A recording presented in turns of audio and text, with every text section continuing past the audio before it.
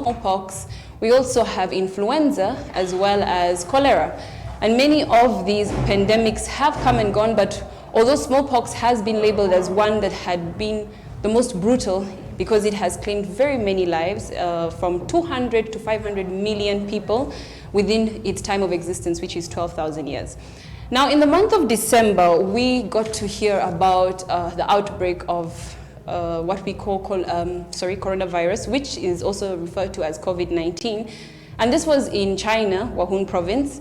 And in the last 2 months, the spread of this virus has been, as much as I can describe it, a fire, a wildfire, because the rates at the countries that have been infected and the deaths have been countless.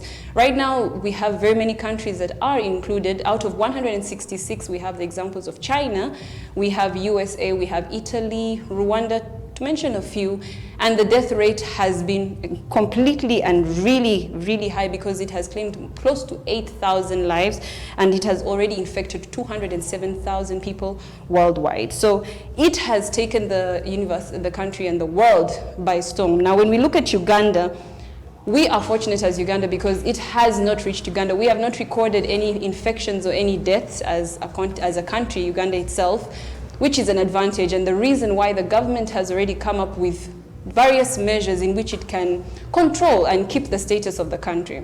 And amongst these measures is they have gone ahead to make sure that whoever enters or arrives at Entebbe Airport in Uganda is taken into what we call quarantine. And then we also had on Wednesday the president come out, His Excellency Yoweri Kaguta Museveni, to make certain rules to the public and tell them that from now on, certain places will not be functioning for the next 30 days. And amongst these places, he talked about schools, he talked about bars, restaurants, and so many other places that will be put off for some time until the situation is normalized and we're sure that the disease or the virus will not continue to spread. Now, this brings me to my question today.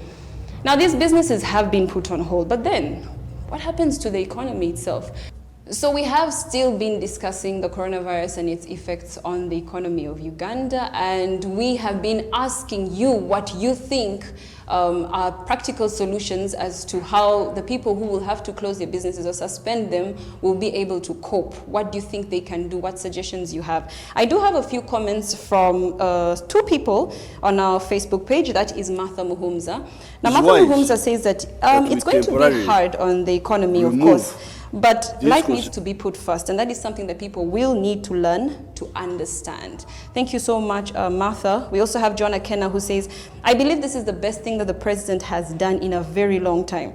To avoid being hit hardest yet being hit last, we need to be prepared for the worst. Thank you so much. Continue to communicate. Let me know exactly what you think, because remember, this situation affects all of us, and probably your solution can, get our people, our leaders thinking and putting something practical on ground. Now, thank you so much for watching. You have been watching The Focal Point Uganda. My name is Penelope Nankunda.